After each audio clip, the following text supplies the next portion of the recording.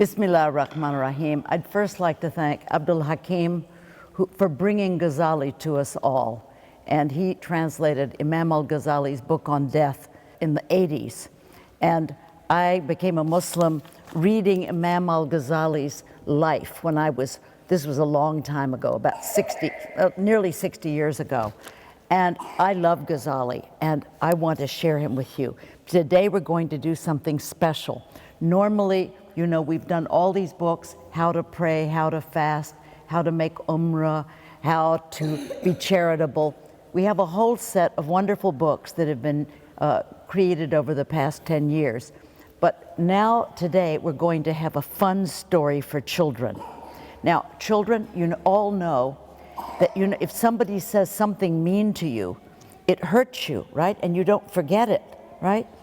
And like, maybe you don't like to go to school because maybe someone teases you or imitates you or makes you feel bad.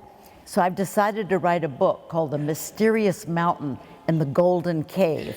And it's a different kind of story. You know what a bane is? A scourge, a horrible thing. What are the horrible things the tongue can do? And so I wrote a book about the mountain, all right? Once upon a time, there was a town. And at this town, there was a forest and a huge mountain behind. There was a cave of some sort, and golden light for 1,000 years was coming out of that cave. And everyone, sometimes over the past 1,000 years, people went up to the cave and they never came back. So one day, this grandmother said, I want to go up and look for my granddaughter. She never came back. And so they said, we're afraid you won't come back. So they put some ropes on her, and she went up, and then finally she came out of the cave. She didn't have her granddaughter, but she came back down, and she came to the town, and she sat there smiling, and she never spoke again. She just smiled, just like that. And everybody loved her. She was so beautiful sitting in the town. They went and sat with her because she was peaceful, her golden heart was shining, and she was radiant. So everybody loved her. And then one day, two teenagers, Ayman and Miriam, it was decided they would send them up to the cave, and they would tie little ropes on their ankles so that they could pull them back after 3 days. So these two teenagers, they set off to go up to the cave, and they went in, and the villagers took turns day and night holding onto the ropes. They were afraid ropes would rub on the rocks, and then they might break and they would never get them back. So then on the 3rd day, they began pulling the ropes, and they came out of the cave, and the whole town said, Alhamdulillah, they're alive. And they brought them down, and guess what? They never spoke again. They just smiled. What had they seen in the cave? That's a real question, is it? What was in the cave that made everyone peaceful and smiling and joyous, and they didn't speak again? About this time, in these days, this mosque was very old. The mosque was sort of near Aleppo in the direction of Jerusalem. It had been there 1,000 years. And the Imam was down in the basement, and he found this beautiful chest. And he opened the chest, and guess what was inside? Something Imam al-Ghazali wrote nearly 1,000 years ago, the book, The Banes of the Tongue, right? And so he brought it up, and with this manuscript, there was a letter from Imam al-Ghazali written from way back then to us today. Dear friends and families, in the times to come, let me begin by pointing out to you that the tongue is one of the greatest gifts of God and one of his wonders of creation. And even though it is very small, look, small and delicate, this tongue has more power than a sledgehammer. And where can it reach what it says or what it writes?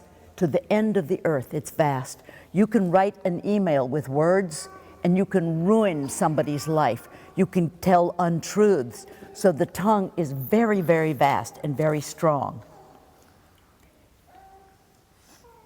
And so Ghazali said the best, safest thing you can be in life is silent.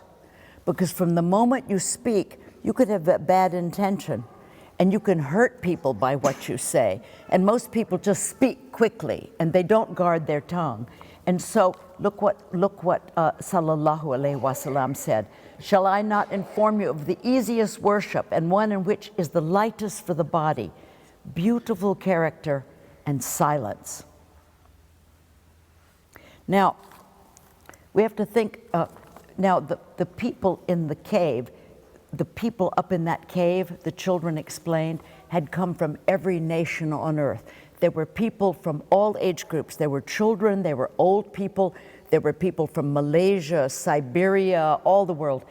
And they came to that cave because they realized they were doing bad things with their tongues, and they had hurt many, many people. Do any of you, have you ever been hurt by something someone said to you? You have? Of course you have. Do you sometimes say something a little mean to your brother or sister? Not good. So anyway, the real cave is the golden heart. We all have a cave inside of ourselves, right? Now, Abu Bakr, you remember Abu Bakr as-Siddiq, one of the companions of our blessed Prophet, peace and blessings be upon him? He kept pebbles in his mouth because he was afraid of saying the wrong thing. And so say I was going to say something to you. So I think about, is what I'm about to say kind? Is it beautiful? All right, I'll take the pebbles out and say it. But normally, I just say what's the first thing on my mind, and it may not have been very thoughtful. Now, this is my daughter, Medina, and Ghazali said the important thing is the tongue, everybody, should be behind our heart, right? When we meet someone, let's say I meet you or you, I should pause and let my heart come forward, because the tongue out front could be a slip of the tongue, and if you say something you regret, it's like toothpaste. You can never put it back in the tube, can you? No. So the important thing is we should be present in our hearts before we speak. We should pause, because otherwise, and also Ghazali points out, you see, that the tongue is like a lion. It can actually be ferocious and destroy you, because if you say something bad and not beautiful, you're not just hurting other people, you're actually hurting your own golden heart, your fitra, your pure essence. Because remember who we are. We're all beautiful golden hearts. That's who we are. And then each of us has a package around us, like a tube. And in it is your story, my story. I'm from Kentucky. I don't like broccoli. I don't like these people. I read this. So I've got this whole package of veils. And I look out and I see everybody through the veils. Oh, I don't like that person because of what I've been taught or read. But if you're with the heart, you're luminous light. So go back into your heart, right? And Imam al-Ghazali says, silence keeps us safe. But you know, it's very hard to be silent, isn't it? So what he did in this book, he took 20 things that we have to watch out for. And I'm going to tell you something. Before I read this book, I felt those things, but I wasn't aware. They weren't clear in my mind. And since I read this book, I'm watching myself. This book is like my friend, these ideas. Now, you may forget these ideas today, but maybe not. And we're going to print the book soon. It's about to go to press. And then you can have it, and you can make a list of the banes you want to watch out for. Now, someone in the village remembered their grandfather. They said, my grandfather, every day, at the end of the day, he had a fresh piece of paper, and during the day he wrote what he said. And then at the end of the day, he thought, how could I have said such stupid, how could I have been involved in such dumb conversation? How could I have wasted my time? So this grandfather wrote, and at the end of the day, he thought, I'm not going to say that kind of thing tomorrow. And there was a great Muslim called al-Muhasibi. Hisab in Arabic means addition. You add up something, you take an account. He took an account of himself at night, you know? So here we are. We're in the town, and it's the people are at night, and they look up, and the Imam says, because they found this book of Ghazali, every night, it's Ramadan, after the Taraweeh prayers, we'll all sit in the courtyard, it's cool, and each night we will talk about one of the banes of the tongues. Just talk about it. And the people all gathered, and they're looking up at that light pouring down. Wouldn't you love a mountain that had golden light pouring down all the time?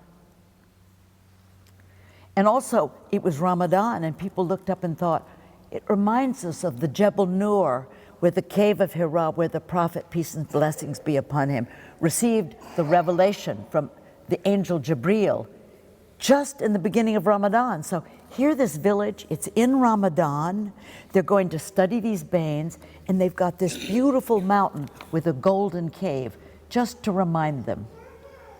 So this is I called him Imam Majid. There's a wonderful Imam Majid who lives in America, and he does a lot of beautiful things. So I named our Imam Majid. And he said, you know, everything we say, everybody, it's written in our book. We're accountable for everything that we say, right? And what we should never do is do useless, stupid conversation. Sometimes we just go into conversation, particularly adults, and we just talk for something to pass the time. And he says, you know, we're wasting our precious time. And then Ayman and Miriam, the two teenagers who come down, who are silent, they said, all right, we're gonna speak, because we in the cave heard people who came to the cave because they said something so horrible in some way that they realized, oh, I can't live with myself. I need to be at peace, and I can't do it, so I'm going into the cave. So there was a girl from Indonesia, and she said, oh, this was useless, terrible talk. She said, one day a friend of mine, a very sweet girl, did a dinner party for all of my school friends, and she worked hard to prepare the food. And then I was telling about my recent trip. I went to Singapore, I went to museums, I met important people, and as she was doing it, she noticed her friend was looking sad. The friend didn't have much money, and she never got to travel. And she was thinking, what I have done is I was bragging. Sometimes kids, we're telling a story to our friends. Aren't we boasting? I've got Legos that you don't have. You know, we boast and we brag. Parents do it too. We tell stories to our friends, and very subtly, we're pushing ourselves up. I got to do this. And we're creating envy and sadness. And so she was so sad that she made her friend sad, just because she wasn't aware how easy it is to just brag. And guess what? We're responsible, everyone, for every word we say. So anyway, the young people, you know, and it would play football in the courtyard at night, but always looking up at that golden light. And the next night, and also the next night, a man called Ahmed, who was in the cave, told Miriam and Ahmed, he said, my goodness, what happened? A dream that I had gone into the next world, and there they presented me with a scroll. And you know what was written on the scroll? Everything I had said. He thought said at school. He thought of how he teased somebody. He thought of how he did this. That's backbiting too. He thought of how he mimicked someone once to be funny. And so he was so sad. So Ahmed was in the cave, and he told Miriam, and he told Ayman, you have to be so careful about everything that you say. And then this girl also, she remembered about making jokes and telling silly stories at the expense of other people. Sometimes you think you're gonna make everybody laugh, and what do? You tell a silly story about someone you know. So you're using them to get people to like you, and you think it's funny, but what you're really doing is you are exaggerating things about other people. And we all do it. I hate to tell you. The way I tell funny stories, I take something that happened in the house and I exaggerate it, and we all laugh about it. But have I really been doing it at the expense of maybe my sister or my husband or my friend? So she was very sad. This girl, she had come from France, I believe. I forgot where she was from. And she was sorry for all that she had been doing. Now, arguing. All right, children. And that's not just children. Do you ever argue with your parents and say, no, I don't want to go to bed now? You know, people arguing with each other. I don't know whether you all know this. When we started reading Imam al-Ghazali's book of Knowledge, he spoke of arguing at the first level. He said, if you're arguing and it's been forbidden by Allah and you stop, Allah loves you and He gives you a special place in paradise. But if you're right when you're arguing and you stop, you get a very special place. Well, now in the book of the Banes of the Tongue, Ghazali takes it further. He says, Allah, the Prophet, peace and blessings be upon him, said, Allah forbade the worship of idols, drinking wine, and arguing. My goodness, it's right up with worshiping idols and drinking wine when you argue. And then al-Ghazali, okay, your parents will say, don't argue. We've all been told don't argue, and we still do it. Why? Because we don't understand why. All right? What's so great about Imam al-Ghazali is he explains why we can't do it. All right, here's why you can't. All right, say I'm going to argue with you. All right, what is your name? Azim. Adam. I say, Adam, you're wrong and I'm right when I'm arguing. You know, that's what I'm doing. You're actually ignorant of what we're talking about. I'm the one who knows. Look what I'm doing. And the energy, I'm trying to overpower him. Am I acting from my heart or from my nafs? From the nafs, right? My miserable egoic, I have to be right, me. So instead of acting from my heart and being present, what I do is I try to overpower someone by me. I'm right and you're wrong. Do you like to hear people arguing, anyone? When you hear arguing, what happens? Do you like it when you hear people arguing? No. So why would you do it yourself if you can't stand to listen to it? All right? Now, then there's sometimes older people have disputes. There's a long time dispute between each other, maybe in the courts, maybe over some issue. So this is one of Ghazali's great stories. Once upon a time, there were two men. Masoud came to Faridun, they're Afghans.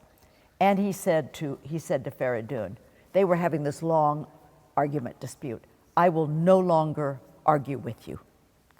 And Faridun said, or Masoud said, the other one said, oh, so you admit I'm right. He said, no, it's not why I'm not doing this. It's beneath my dignity to argue. And the man he was having the dispute with said, oh, I won't argue either. It's beneath our dignity. If we are, who's our true self? The golden heart, right? The luminous fitra, the beautiful self.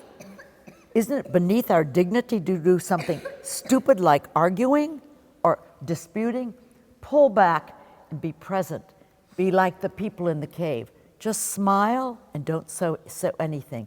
Don't you love people who smile and are peaceful rather than yak all the time? Anyway, that's this. Then there was another man, Hajj Abdullah. You know, he talked about people who go on and on talking. They just exhaust everybody. They go on and on and on. I'm sort of like that myself. It's really bad. And we wear people out. You said it's better to say what you have to say clearly, get to the point. Don't just exhaust everybody. If you're doing a speech, don't do a long introduction. I'm so great, I've done this, and therefore it's worth listening to me. No, but he said when you can do a talk, it should be counseling people to be good. It should be giving advice, my brother, oh, you know, be nice to her, something like that. All right, then the next thing, this is people, I think this is the one, who use very bad language. You know, they say vulgar things. Sometimes, I hope you don't watch TV or see films, they put horrible things. And sometimes you hear older people using very bad words. How could you take your speech, which is a miracle and it's a gift from Allah, and do ugly words with it? And this girl here from Samarkand, she said, she was saying ugly words and she couldn't stop, and all of her friends were using low language, and it made her so sick she went to the cave. So finally she could stop talking.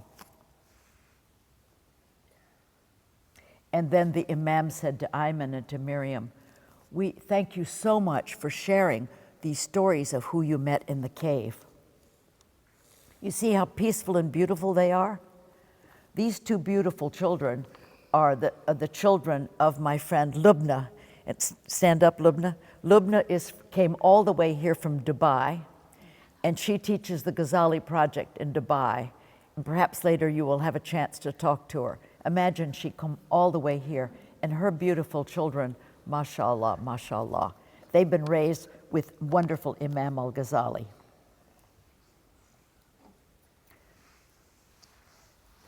Well, I mean, I think they explained that the joy they were experiencing, you know, because by being in the cave and not talking, they were getting to be in their real highest parts of themselves. So by the way, everybody, the magic cave, the golden cave, you don't have to go find a mysterious mountain and climb up and find a cave. Where do you think the cave is, everybody?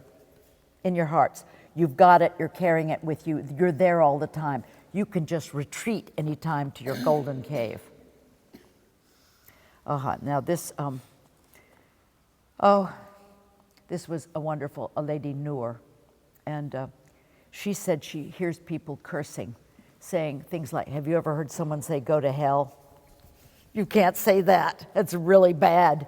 Do you know, it is forbidden even to say bad things to things, like you kick over a chair and you say something bad to it, and to animals. So if you can't say it to things or animals, imagine saying it to people.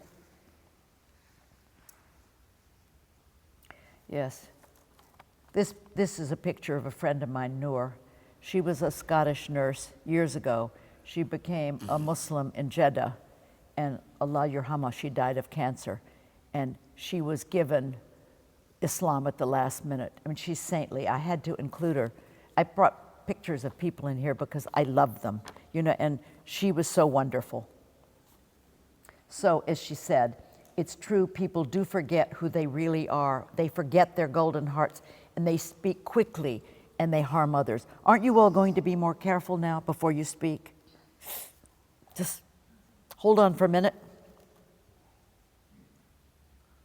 And then someone said, well, what about the people who write poetry and do all kinds of things like that? And the Prophet, peace and blessings be upon him, said, some poetry has beautiful messages and beautiful truths, but don't go into that point where you get so far into music and songs and poetry that you forget the dhikr Allah, that you forget to remember Allah. And then there was a man, Chai, from China. And Chai, he said he was always exaggerating. He said, and laughing a lot. Now, this is really interesting about laughter, loud laughter. If you saw a beautiful elder, a very distinguished, like Imam, and he was laughing loudly, laughing his head off, would you respect him? It would be kind of weird to have a really beautiful elder. We shouldn't, the Prophet, peace and blessings be upon him, grinned and smiled, but he didn't laugh his head off. So you have to be careful with laughter, you know, and because you know what? We're dignified, we're golden hearts. We don't want our dignity demeaned. We want to keep our hearts shining. So if you're, it doesn't mean you all can't joke and laugh, or any of us, and we do it. And one of my favorite things is getting together with Muslims and talking about things that are happening and making jokes and laughing. It's fun. I'm not talking about that. I'm talking about a whole laughter syndrome, right? And the Prophet, peace and blessings be upon him, this was one of his jokes. His wife, Aisha, same name as me, they had a race and she won. She ran fast. And years later, she got a little fat. So he challenged her to a race and he won. And he just looked at her and he said, this for that. It's fun. It's a nice joke, isn't it? It's very sweet, you know. But then the Prophet, peace and blessings be upon him, said, you know, our lives are really quick. You all are starting out your lives. You think you have forever. It's really fast. I was your age about 5 seconds ago, and here I am. And he said, you know, if we realized how quick our life was and how near we were to the next world, we would weep more and laugh less. That already the shroud we're going to be buried in is being woven for us. and so we should be careful. And then that night, as the townsfolk left and walked back to their homes after the session, they looked at the graves and they thought, yes, life is fast. We need to get ourselves together. Then this man, Osman, he told a story, and he started sobbing and crying and crying and crying because he remembered when he was in school, there was a little boy who stuttered. Do you know what stuttering is? They stutter with their speech. Or maybe somebody who was like limped, and he imitated that little boy at school, and he made fun of him, and and everybody started doing it, and he became off to the side, and he felt alone, and the little boy went and threw himself in a pond and drowned, all because this man when he was a little boy, said bad things. Be very careful about teasing. Do you like to be teased? No, it's a terrible thing, right? And he also said that if people are saying a joke and things that are funny, no, if someone is doing that and you even smile, you're joining in. It's not that you're the one ridiculing and tormenting that child, but by smiling at this material, when you hear people joking about someone, you are participating in it. You're part of it. So don't smile. Keep like this. Promise me? All right, because you've joined in if you smile. The townspeople all thought about the times they had spoken roughly and hurt others. Everyone realized there is no excuse for not speaking good with words of dignity, no matter what. I mean, this is a lesson for us all. Children, if you think, I hope you at the beginning of your lives, we're all older, we've been talking stupidly for years, it's become a habit, but you're starting out and you can fix yourself and form yourself and you can go through in a much better situation. This lady is from Lhasa from Tibet, right? And here's what she did. And I've done this before, it's really sad. A friend of hers, when you have a conversation with someone, ladies, you don't realize a conversation with someone is a sacred trust. They may be sharing something with you that's really between you. And then if you go out because you want to know more and you tell others, tell a friend, so-and-so is going through this. What you have done, you have betrayed a trust. And I have to admit, I have done this before. It makes me sick that I've done this. And reading this now, I realize what I was doing because, it's a terrible thing, divulging a secret. The moon shone brightly. The townspeople sat in silence, thinking how a conversation is a sacred trust and how we're all tempted to share something that was given to us in confidence. You're going to watch yourself. Someone's going to tell you something. My little granddaughter said, I wish people would quit telling me their secrets. Little girl said, I want to tell you my secret. She said, it's a terrible burden to be told a secret. Now we are into false promisings. We're up to 13. There are 20 of these banes. Okay, false promises. What happened is this man here, Jacob from California, right? He had his little sister, and that's his little sister there.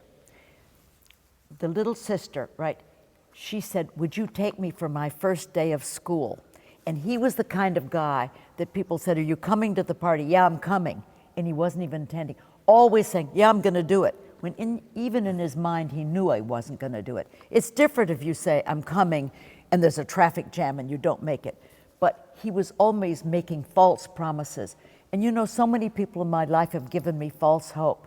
We're going to get you to be able to do this. And they knew they weren't going to. And in the end, I hoped, and my hopes were dashed. So we have to be very careful.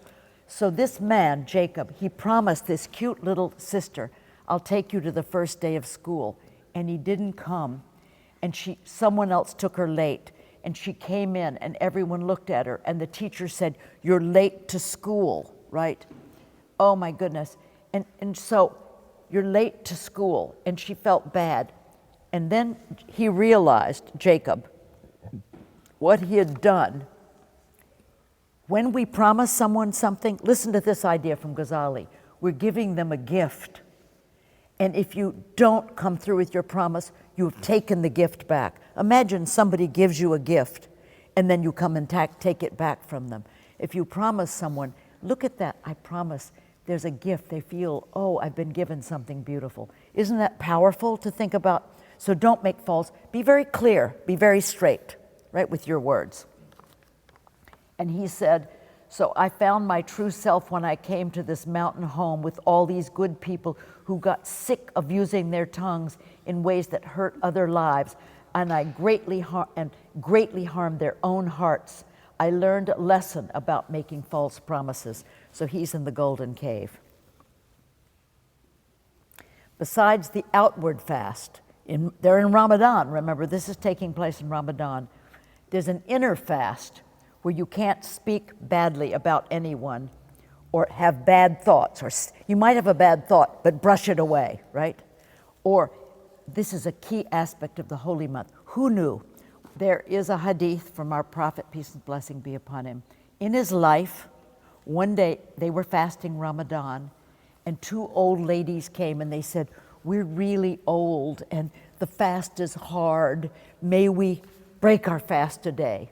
And he took a big bowl and he handed it to them and he said, I want you to throw up in the bowl. And to the horror of all the people watching, pieces of flesh and blood went into the pot. Because you know, the Quran says, if you talk about somebody behind their back, it's like eating their dead flesh. Isn't that disgusting?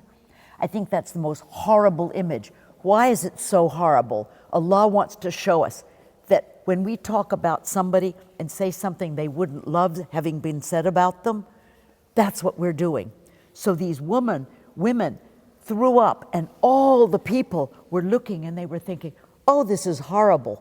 And the Prophet said, you don't have to break your fast. You already broke your fast, even though you weren't eating or drinking, because you talked badly. So, I mean, backbiting, by the way, is, this is something interesting. On the Prophet's night journey, when he flew to Jerusalem, on the night journey, he saw people who in their lives had been backbiting. And you know what they were doing? They were taking their fingernails and tearing their face. They were so sorry they did it. That's really bad, right? None of us want to end up doing that, right? And he said, backbiting is not just speech. It's like raising your eyebrow, like, there she goes again, or imitating them. And also, there's an indirect way of backbiting. Let's say you pretend to be sad for somebody. Oh, I'm so sad for their family. They got robbed and everything was lost and the mother is, you know, you're pretending to be sad, but you're spreading a rumor about them, you see? And that's a bad thing. Oh, we all have to pray for so-and-so. He failed his exams. Ghazali said, he should go home and pray for that person himself because he's spreading a rumor by pretending to care about people. So we're also doing it even when we exaggerate. And you know what Ibn Abbas said? Listen to this. If you're tempted to talk about somebody, what you should do is mention your own faults instead of saying so-and-so did this. Guess what I've been doing? I've been backbiting. Would you do that? No, you wouldn't. So why would you do it about someone else? And another hadith is that Allah subhanahu wa ta'ala delivers those people. If you hear somebody saying something bad about someone, you should go and defend them. No, he's a great child. He's a great guy. I really love him. That Allah says that Allah makes a special thing for people who defend and stand up when they hear something being bad. And you know how people spy on each other? Allah says, if you hear someone's fault being talked about, cover those up. Would you like, because Allah has covered those person's fault, and then you go and expose it to everyone, would you like your faults uncovered, your shortcomings? No, you wouldn't, right? And this is something that really makes me cry every time I read this. This is also, you know, if you really backbite someone, the best thing is to go and ask their forgiveness. Wouldn't that be very hard to go, honestly. And Ghazali says, since none of us have the strength to go to someone and say, I said these bad things, you can start praising them a lot to everyone and all these things. It helps. You know, it's not total forgiveness. And Allah said, the Prophet said, peace and blessings be upon him. Listen to this, everyone. God commands us to pardon, right? And to stay in contact with the people who cut us off, and to give to those people who hold back. That there is, in the day of reckoning, when we're standing out, a special pardon is given to all those people who pardoned others. So a lot of us don't pardon people, right? And many people I see cut. I'm cutting with those people. They said this, I'm cutting my friendship. Families cut, we're not speaking to these people. Guess what? You can't cut with people. And a lot of people do it. Look how mean that, it hardens your heart, all right? So Imam Majid said, you have to be truthful. You all know we should never lie, right? Is there any question about lying? No. And so Ibn Samak said, I don't see myself being rewarded because I'm giving up lying. I'm doing it out of self-respect. If you have a golden heart, do you want your golden heart to be lying? No.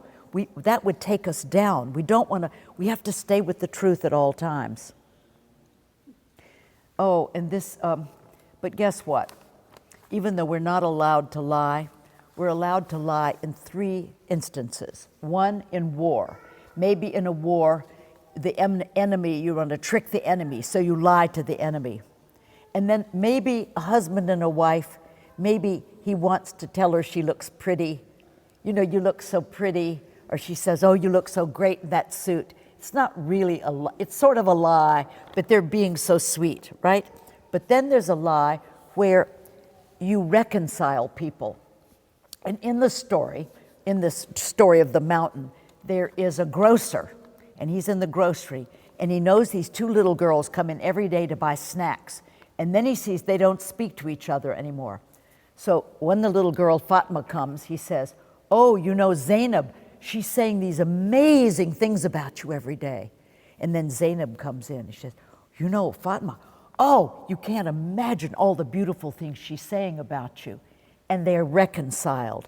So that is one of the ways we can lie, you see. And then this man here, this wonderful Palestinian, said one day he was working in a factory. And there was one worker, he was very poor. And this man overheard all the other workers saying bad things about him and saying he was a bad worker and they were going to get him fired and they were going to go to the boss. And then this man realized, this is all he has, and maybe he was a slow worker. So this man started slowly going among all the other workers, and you could do this at school, and saying, oh, did you know so-and-so actually does this kind of charity? Oh, did you know so-and-so is caring for the aged? And all the people, it was a lie, but all the workers started then thinking, oh, mashallah, and they were very nice to him. So that's another kind of lie you can do. But it's the intention, it's the niyyah. Do you see? Oh, this is slander. You know what, backbiting and slander, they're 2 different things. Backbiting is when you talk about someone and what you're saying is true. Slander is when it's a lie and you spread it, you spread a lie. And this is considered unbelievable. Now, this girl, what she did was she went and spread a rumor. And she was talking, she had a friend, and the friend told her, look, I'm not studying very well and I failed my exams and I don't want my parents to know and stuff. And this girl spread it to many people, and finally it got back to the other girl's parents and she was badly punished. So you can't spread information or rumors like that. This is a girl who's also in the cave because she realized what it was so terrible to do backbiting. Now, this is my granddaughter, Medina, all right? She is now 11, but when she started doing the Ghazali studies when she was 5. And whenever she thinks she's doing something wrong, she goes like this, polish the heart, polish the heart. So I called her up she and many of the children who are here today were working on the backbiting, the series of the Banes of the Tongue. So I called her up and I said, Medina, did you know there's another kind of backbiting? In your mind, you're talking all the time. Sure, we talk out loud, but then there's our beautiful golden hearts, and in our minds we're thinking, oh, he's awful. Oh, she's fat. Oh, those are horrible people. And we're actually in our minds backbiting in front of our real selves, because we're talking in our heads all the time. And Imam al-Ghazali said, mostly that backbiting is just things you're assuming are true. You don't even have facts, they're based on assumptions.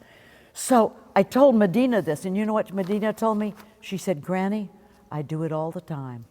She said, I look out the window and I see the homeless, and I think, oh, yuck. She said, I don't even know their circumstances, what brought them to this sad state that they have no homes. And there's a boy in my school, and he's very spoiled, and I don't like him. She said, but Granny, I was just assuming, I don't understand what in his life made him so spoiled. What happened? You know, maybe his parents spoiled him because they were arguing all the time. So little Medina realized, yes, in my mind, and since Medina told me that, she taught me something. You know what I do? I'm quitting judging. Every minute I'm judging. I'm quitting judging. How do I know the truth? There are some things that are true and that are judgeable, like a thief takes something and it's clear. But half the stuff we're thinking, we're backbiting in our minds. So I want you all, just watch your minds, all right? So this is somebody that disclosed people's faults. Yeah, and she realized how terrible it was. Oh, and she went to her grandmother, and she told her grandmother something about some lady, you know, some friend. And the grandmother said, you have not visited me in a long time, and now you have come to me with 3 wrongs, 3 transgressions. First, you have made the lady you're talking about, my sister, hateful in my eyes. You've told me something horrible about her. And you have occupied my heart, which was empty and peaceful, with gossip, right?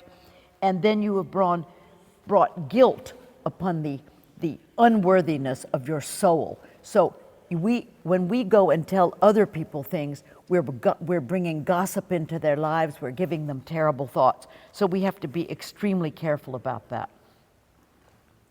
So then there were some people in the Golden Cave from Mongolia. I just went to Mongolia, everybody, last summer. I'm going back with the Eagle people this winter, with the Kazakh people. So there were some beautiful Kazakh people in the Golden Cave, and they told a story from Mongolia fables about the swallow and the wasp. In the story, there was a great Khan, and he said to the wasp and to the swallow, I want you to come back in 3 days and tell me what is the most delicious meat in the world to eat. And so, and then I will eat only that. So they left. Now the wasp went, and he was this stinger. He stung and bit all these people, and he bit cows and dogs and horses, and he decided the taste of human beings was the best taste. The swallow even forgot. He was just flying around having a good time. So they meet up. They're about to meet the Khan. And the swallow said, what did you find tasted the best? Because, I mean, the Khan is going to only eat whatever that is. He said, human beings. The swallow thought, I like people. So the swallow said, show me your tongue. So the wasp did this. And the swallow pecked it out. So he pecked out the tongue. So when they went before the Khan, the wasp only went, he couldn't say anything, but the swallow said, snakes are the best thing to eat. So that's a nice fable about the harm that the tongue can do. Now this, you all have heard of being nifaq, or being a hypocrite. You say one thing to one people and one thing to the other people. You pretend to be good, but really you're doing it wrong, and you don't. You pretend that you always tell the truth and you lie. So this girl, she lived in Cape Town in South Africa, and she wanted to get a job with these people she'd grown up with, and she spoke very beautifully with them. And the people hated there had been people who'd come in from other countries, other nationalities, moved into Cape Town, And so she said to her friends, oh, I hate them, they're foreigners. They're from another nationality.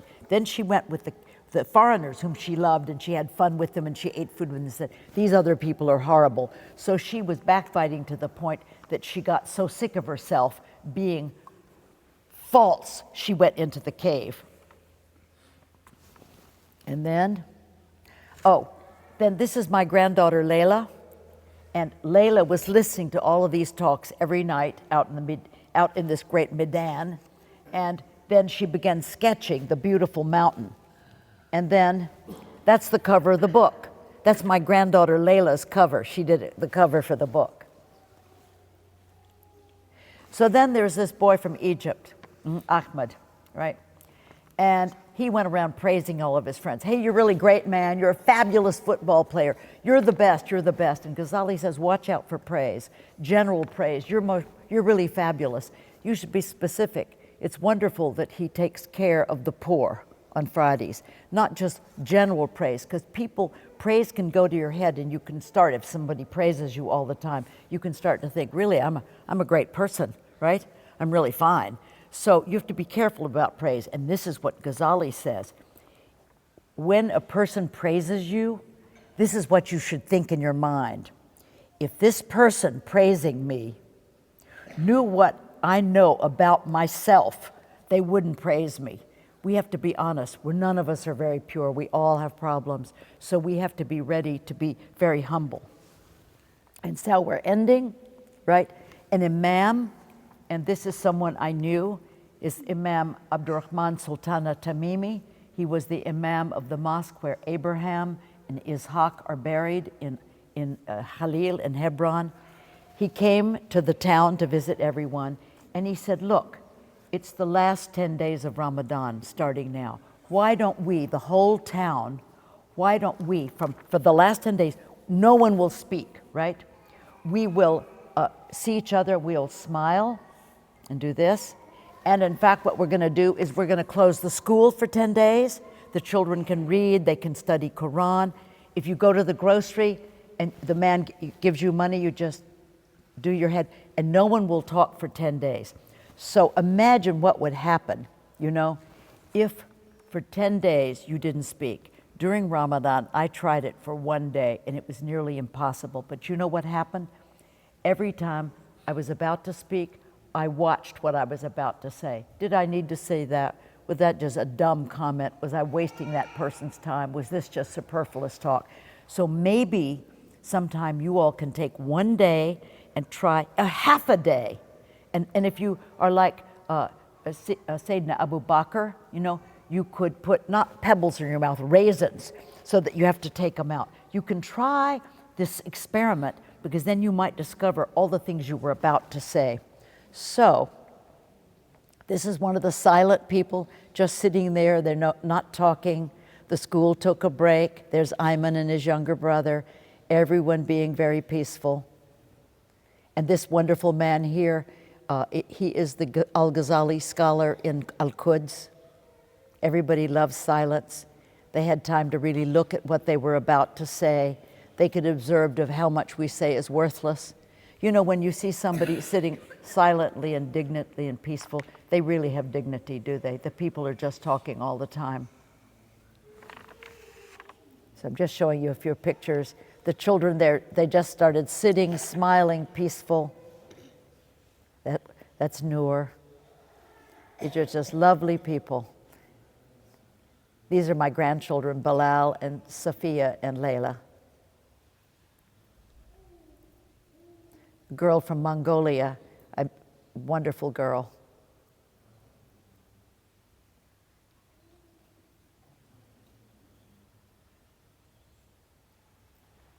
Don't these people look beautiful, silent and smiling?